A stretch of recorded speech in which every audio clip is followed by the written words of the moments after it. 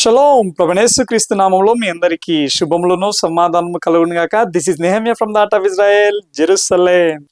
ఎప్పటిలాగే ఈ యొక్క వీడియోలో కూడా మనం ప్రస్తుతం జరుగుతూ ఉన్న పరిస్థితులను వాక్యపు కోణంలో పరిశీలించబోతా ఉంటున్నాం. ఈ యొక్క వీడియోలో ఒక్క అంశం కాదు, పలు విధములైన అంశాలను, చాలా చాలా ప్రాముఖ్యమైన అంశాలు ఇవి, చాలా మంది గ్రహించలేకపోతా ఉంటున్నారు. ఆ అంశాలను మనం పరిశీలించబోతా ఉంటున్నాం. కాబట్టి దయచేసి ఎవ్వరు మిస్ అవ్వమాకండి. వీడియోను చివరి వరకు చూడండి. చివరి వరకు చూస్తే ఈ వీడియో ఎందుకు ప్రాముఖ్యమో మీకే అర్థమవుతుంది. సో టాపిక్ లోకి వెళ్ళడానికంటే ముందుగా ఇంకా ఎవరైనా మన ఛానల్ ను సబ్స్క్రైబ్ చేయనట్లయితే తప్పకుండా సబ్స్క్రైబ్ చేయవలసిందిగా, ఈ యొక్క వీడియోను లైక్ చేయవలసిందిగా మనవి చేస్తా ఉంటున్నాను. ఓకే, ఆలస్యం చేయకుండా let's get into the topic. Straight of Hormuz.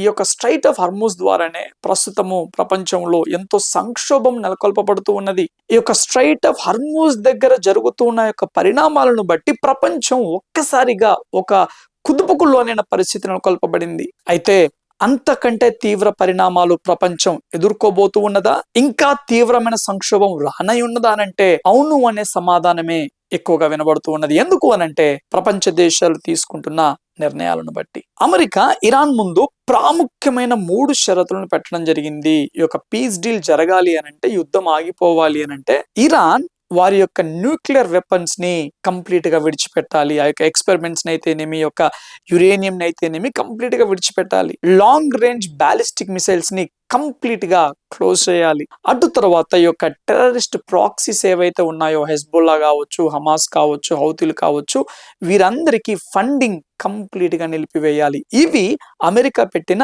అతి ప్రాముఖ్యమైన షరతులు. వీటిల్లో అమెరికా ఏ మాత్రం ఇంచు కూడా తగ్గట్లేదు. ఈ విషయంలో అమెరికా అస్సలు కాంప్రమైజ్ అవ్వకపోవడం గల ప్రాముఖ్యమైన కారణం ఏమిటి అంటే ఈ యొక్క ఇరాన్ దేశం యొక్క తీవ్రవాద భావజాలం. ఎందుకు అనంటే పొద్దున లేచిన కాడ నుండి రాత్రి పడుకునే వరకు death to America, death to Israel అన్న నినాదాలే చిన్న పిల్లవాని నోటి నుండి పండు ముసలివాని నోటి వరకు కూడా అవి వినిపిస్తూ ఉంటాయి. ఇరాన్ యొక్క ప్రధానమైన లక్ష్యం ఏంటి అంటే వెస్టర్న్ సివిలైజేషన్ ని, పాశ్చాత్య దేశాల యొక్క సంస్కృతిని నాశనం చేయడం. అటువంటి భావజాలం కలిగిన యొక్క ఇరాన్ ఒక న్యూక్లియర్ శక్తిగా ఎదిగింది అనంటే ఇక వెస్టర్న్ దేశాల యొక్క మనుగడనే ప్రశ్నార్థకంగా మారుతుంది. కాబట్టి ఈ విషయంలో అమెరికా ఇంచు కూడా వెనకడుగు వేయట్లేదు. అమెరికాను నిలువరించిన నిమిత్తము ఇరాన్ ఏం చేసింది, హర్మూజ్ జలసంధిని కంప్లీట్ గా క్లోజ్ చేసింది. అందును బట్టి ప్రపంచం ఒక్కసారిగా స్తంభించిపోయింది. ఇప్పుడు అమెరికా ఏం చేస్తుంది, మీరు కాదు హర్మూజ్ జలసంధిని బ్లాక్ చేసేది, మేమే బ్లాక్ చేస్తాము అనేసి ఇరాన్ కూడా ఆయిల్ ని ఎక్స్పోర్ట్ చేయకుండా కంప్లీట్ గా క్లోజ్ చేసింది. దీని ద్వారా ఇరాన్ కి తీవ్రమైన ఆర్థిక నష్టం వాటిల్లో పరిస్థితి ఏర్పడింది. అమెరికా యొక్క హర్మూజ్ జలసంధిని కంప్లీట్ గా క్లోజ్ చేయడానికి కొంత టైం పట్టింది, కొన్ని డేస్ టైం పట్టింది. అయితే ఇప్పుడు అమెరికా హర్మూజ్ జలసంధి మీదనే ఫోకస్ చేయట్లేదు. బాబ్ అల్ మందాబ్ అనే ఒక స్ట్రైట్ ఉంది, ఒక జలసంధి ఉన్నది. ఆ జలసంధి దగ్గర యుఎస్ నేవీ, ఈ యొక్క అమెరికా నౌక దళాలు అక్కడ పెట్రోలింగ్ చేస్తూ ఉన్నారు.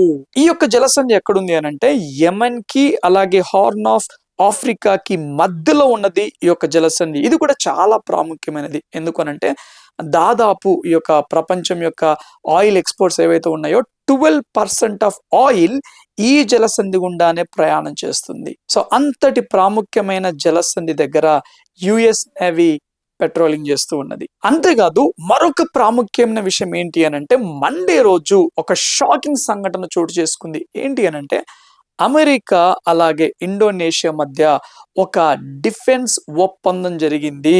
అమెరికా ఇండోనేషియా మధ్య డిఫెన్స్ ఒప్పందం జరిగితే అది షాకింగ్ సంఘటన ఎందుకు అవుతుంది అని మీరు అనుకోవచ్చు. దయచేసి గమనించండి.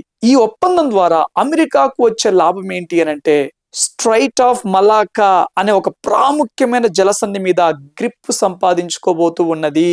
ఈ యొక్క స్ట్రైట్ ఆఫ్ మలాకా అనేది మలేషియా, ఇండోనేషియా దేశాల మధ్యలో ఉన్నది. ఇప్పుడు ఇండోనేషియా తోటి జరిగిన ఈ యొక్క ఒప్పందం కారణంగా ఈ యొక్క జలసంధి మీద అమెరికా గ్రిప్ ఎంతగానో పెరగబోతూ ఉన్నది.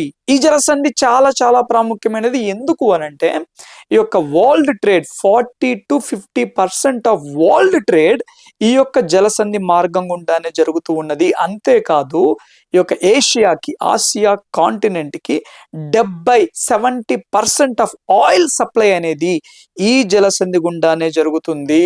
సో అంతటి ప్రాముఖ్యమైన జలసంధి మీద అమెరికా పట్టు సాధించబోతూ ఉన్నది. అందులో భాగంగానే మండే రోజు ఈ యొక్క ఇండోనేషియా మధ్య అమెరికా మధ్య ఒక డిఫెన్స్ ఒప్పందం జరిగింది. సో ఒకవేళ అమెరికా ఇరాన్ మధ్య గనక అశాంతి ఒప్పందం జరగకపోతే అమెరికా ఈ యొక్క 3 జలసంధులను గనక బ్లాక్ చేసినట్లయితే ఇంకా తీవ్ర పరిణామాలు చోటు చేసుకునే అవకాశాలే ఎక్కువగా ఉన్నాయి. ఇప్పుడు అమెరికా అలా ఎలా చేస్తుంది అని ప్రశ్నించే అవకాశం కూడా లేదు. ఎందుకు అనంటే ఇరాన్ హర్మూజ్ జలసంధిని బ్లాక్ చేసినప్పుడు ఏ వెస్టర్న్ దేశాలు కూడా దాన్ని ప్రశ్నించలేదు.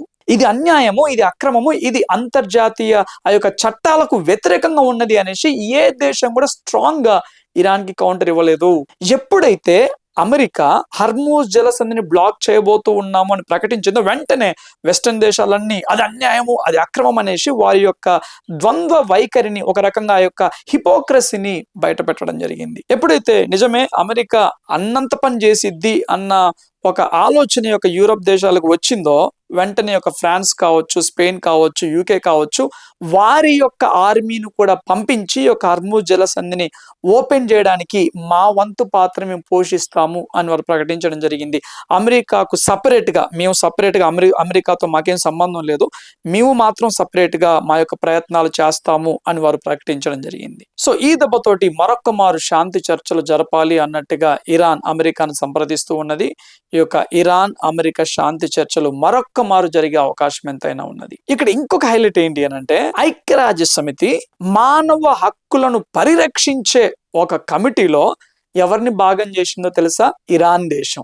ఐక్యరాజ్య సమితి ఇరాన్ దేశాన్ని కూడా ఆ కమిటీలో చేర్చడం జరిగింది. ఎందుకనంటే మానవ హక్కులను పరిరక్షించడానికి. హైలైట్ కదా, జనవరి నెలలోనే 30,000కు పైగా తమ సొంత దేశ ప్రజలనే పిట్టల్ని కాల్చినట్టుగా కాల్చిన ఈ యొక్క ఇరాన్ దాదాపు 1600 మందిని అతి కిరాతకంగా ఉరితీసిన ఇరాన్ అనేక మంది మహిళల అత్యాచారాలకు గురైన ఈ యొక్క తీవ్రవాద భావజాలం కలిగిన యొక్క ఇరాన్ ప్రపంచవ్యాప్తంగా ఉన్న దేశాల మానవ హక్కులను పరిరక్షించడానికి బాధ్యత చేపట్టనై ఉన్నది. Welcome to the end time world. మరొక ప్రాముఖ్యమైన విషయం ఏంటి అని అంటే 60 మంది పాలస్తీనా నుండి ఇజ్రాయెల్ దేశంలోకి చొరబడడానికి వారు ఒక భయంకరమైన ప్రయత్నం చేశారు. ఏంటి అని అంటే ఈ యొక్క మున్సిపల్ వెహికల్స్ ఉంటాయి కదా, చెత్త తీసుకుని వెళ్ళే వెహికల్స్ ఉంటాయి కదా, ఆ యొక్క వెహికల్లో 60 మంది అలా కూర్చొని ఆ వెహికల్ ద్వారా ఇజ్రాయెల్లోకి ఎంటర్ అవ్వడానికి వారు ప్రయత్నం చేశారు. ఇజ్రాయెలీ సెక్యూరిటీ వారి యొక్క ప్రయత్నాలను కంప్లీట్ గా భగ్నం చేయడం జరిగింది. దయచేసి గమనించండి, ఈ తీవ్రవాదుల ఉద్దేశం ఏంటి అంటే అసలు ఇజ్రాయెల్ దేశం అనేది ప్రపంచ పటం మీద ఉండకూడదు. కానీ వారికి అర్థం కాని ఏంటి అని అంటే ప్రపంచమంతా ఏకమయ్యి ఇజ్రాయెల్ దేశం మీదకి రానై ఉన్నది. అప్పుడు ఇజ్రాయెల్ దేశము వారి దేవుడి మీద ఆధారపడనై ఉన్నది. తద్వారా వారి మెస్సయ్య మన ప్రభు అయిన యేసుక్రీస్తు ప్రభుల వారు ఇక్కడ సింహాసనాన్ని స్థాపించి ఇదే ఇజ్రాయెల్ దేశాన్ని, ఏ ఇజ్రాయెల్ దేశాన్ని అయితే సమూలంగా నాశనం చేయాలి అనేసి ప్రపంచ దేశాలు కంకణం కట్టుకుంటూ ఉన్నాయో ఆ ఇజ్రాయెల్ దేశము ప్రపంచ దేశాలకు వెలుగుగా మారనై ఉన్నది. ఇది దేవుడి ప్రణాళిక. అందుకే సాతానుగాడు దేవుడి ప్రణాళికను అడ్డుకోవడానికి తీవ్రంగా ప్రయత్నం చేస్తూ ఉన్నాడు. దయచేసి గమనించండి, క్రైస్తవులు ఎవరు కూడా ముస్లింస్ కి వ్యతిరేకం కాదు, అరబ్బులకు వ్యతిరేకం కాదు, హైందవులకు వ్యతిరేకం కాదు. క్రైస్తవులు తీవ్రవాదానికి మాత్రమే వ్యతిరేకం. మరొక ప్రాముఖ్యమైన విషయం ఏంటి అంటే ఒకవైపు ప్రపంచ దేశాలు 2 గ్రూపులుగా విభజింపబడిన ఈ సందర్భంలో పోప్ గారు ఎంటర్ అయ్యారు. ఇజ్రాయెల్ దేశము ఈ యొక్క లెబనాన్ దేశంలో ఉన్న హెజ్బొల్లా తీవ్రవాద సంస్థల మీద, యొక్క స్థావరాల మీద తీవ్రంగా దాడి చేస్తూ ఉన్నప్పుడు పోపు గారు ఎంటర్ అయిపోయి శాంతి శాంతి అనుకుంటూ మాట్లాడుతూ ఉన్నాడు. దయచేసి గమనించండి, ఈ యొక్క అక్టోబర్ 7th యుద్ధంలో అయితేనేమి, ప్రస్తుతం జరుగుతున్న యుద్ధంలో అయితేనేమి ఈ యొక్క హెజ్బొల్లా తీవ్రవాద స్థావరాల నుండే భారీ నష్టాన్ని కలిగించే యొక్క బాలిస్టిక్ మిసైల్స్ ఇజ్రాయెల్ దేశ పౌరులను టార్గెట్ గా పెట్టుకొని వారు వేయడం జరిగింది. అటువంటి సమయంలో పోపు గారు అంత తీవ్రంగా స్పందించారు. అక్టోబర్ 7th రోజు జరిగిన మారణకాండ విషయంలో పోపు గారు పైన స్పందిస్తారు కానీ తీవ్రంగా ఖండించినట్టుగా అస్సలు స్పందించరు. ఇదే తీవ్రవాదులు ఆఫ్రికా దేశాలలో అనేక మంది క్రైస్తవులను ఊచుకోతకొస్తూ ఉన్నారు, అనేక సంఘాలను తగలబెడుతూ ఉన్నారు. ఆ టైంలో ఖచ్చితంగా తీవ్రంగా ఖండించే మాటలు పోపు గారి దగ్గర నుండి రావు. పోపు గారు శాంతి శాంతి అని ఎప్పుడు అంటాడు అనంటే ఇజ్రాయెల్ దేశము తమను తాము కాపాడుకోవడం కోసము ఇజ్రాయెల్ దేశాన్ని లేకుండా చెయ్యాలి అనేసి దేశము చుట్టూ ఏర్పడిన తీవ్రవాద స్థావరాలను పేల్చివేసినప్పుడు మాత్రం తప్పు తప్పు తప్పు, మనం శాంతిగా ఉండాలి, పీస్ ట్రీటీ చేయాలి, యుద్ధం ఆగిపోవాలి అనేసి చాలా తీవ్రంగా ఆయన ఖండిస్తారు. ఇజ్రాయెల్ దేశానికి ఎగైనెస్ట్ గా యేసు క్రీస్తు ప్రభుల వారు కూడా పాలస్తీనీయుడే అనేసి ఒక ప్రాపగండ, ఒక క్యాంపెయిన్ చాలా భారీ ఎత్తున జరిగింది. ఆ క్యాంపెయిన్ కి ఆజ్యం పోసేటట్టుగా యేసుక్రీస్తు ప్రభుల వారి యొక్క పాలస్తీనీయుల ఆ స్కార్ఫ్ ఉంటే చూడండి, బ్లాక్ అండ్ వైట్ చెక్స్ ఉంటాయి అన్నట్టు, ఆ యొక్క క్లాత్ తోటి చుట్టబడిన ఫోటోను వారు షేర్ చేయడం జరిగింది. సో దయచేసి గమనించండి. ప్రకటన గ్రంథం 13వ అధ్యాయంలో చెప్పబడిన ఆ మహాఘట సర్పము యాక్టివేట్ అవుతూ ఉన్నది. ఏ మహాబబులోనైతే క్రీస్తు విరోధిని ప్రపంచానికి అందించబోతూ ఉన్నదో ఆ మహాబబులోను కొంచెం కొంచెంగా తమ ఉనికిని చాటుకుంటూ ఉన్నది. మరొక ప్రాముఖ్యమైన విషయం ఏంటి అని అంటే, ఇజ్రాయెల్ దేశం యొక్క మొసాద్ చీఫ్ ఎవరైతే ఉన్నారో అతడు ఒక ప్రకటన చేయడం జరిగింది. ఏంటి ఆ ప్రకటన అంటే, ఇరాన్ దేశం యొక్క రెజిమ్ చేంజ్ అయ్యేంత వరకు మా దాడులు ఆగవు అని ఆయన ప్రకటించడం జరిగింది. ఇక్కడ గమనించినట్లయితే ఇరాన్ దేశం యొక్క రెజిమ్ చేంజ్ అవ్వడము అంత ఈజీనా? అమెరికా దానికే ప్రయత్నం చేస్తా ఉంది, ఇజ్రాయెల్ దాని కొరకే ప్రయత్నం చేస్తా ఉంది. కానీ ఇది దేవుడి చిత్తమా? వాక్యంలో మనం స్పష్టంగా గమనించినట్లయితే అంత్యకాలంలో ఇరాన్, రష్యా, మిగతా దేశాలు ఇజ్రాయెల్ దేశానికి వ్యతిరేకంగా లేపబడతాయి. అటువంటప్పుడు ప్రస్తుతం ఉన్న ఇరాన్ రెజీము చేంజ్ అవ్వడము అది ఎంతవరకు వాక్యానుసారము?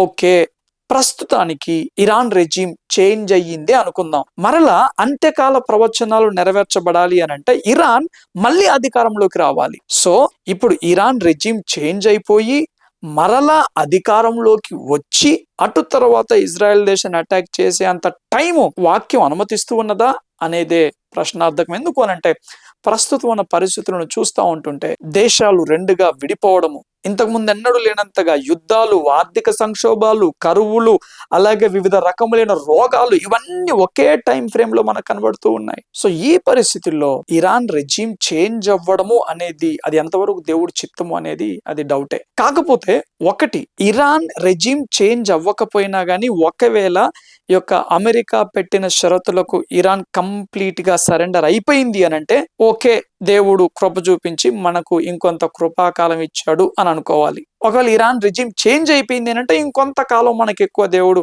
ఎక్స్టెండ్ చేశాడు అని అనుకోవాలి. లేదు, ఇరాన్ రెజీమ్ చేంజ్ అవ్వలేదు, యుద్ధానికే పట్టుబడుతూ ఉన్నది అని అంటే చిట్ట చివరి గడియలు అతి సమీపంలో ఉన్నాయి అని మనం భావించాలి. సో చివరి వరకు ఈ వీడియో చూసిన ప్రతి ఒక్కరికి ప్రభు నామంలో వందనాలు తెలియజేస్తా ఉంటున్నాను. దయచేసి గమనించండి, చాలా ప్రాముఖ్యమైన వీడియోస్ మనకు భవిష్యత్తులో రానే ఉన్నాయి. యుద్ధాన్ని గురించి ఏదైనా ప్రాముఖ్యమైన అప్డేట్ ఉంటేనే నేను మీకు తెలియజేస్తాను. లేదు అనంటే మరికొన్ని ప్రాముఖ్యమైన వీడియోలు నేను మీ ముందుకు తీసుకొని రావడానికి ప్రయత్నం చేస్తూ ఉంటున్నాను. ఇంకా ఎవరైనా మన ఛానల్ని సబ్స్క్రైబ్ చేయనట్లయితే దయచేసి సబ్స్క్రైబ్ చేయవలసిందిగా, ఈ యొక్క ప్రాముఖ్యమైన అప్డేట్స్ని అనేక మంది క్రైస్తవులు తెలుసుకునే నిమిత్తము ప్రతి ఒక్కరికి షేర్ చేయవలసిందిగా మనవి చేస్తూ ఉంటున్నాను. Thank you all. God bless you.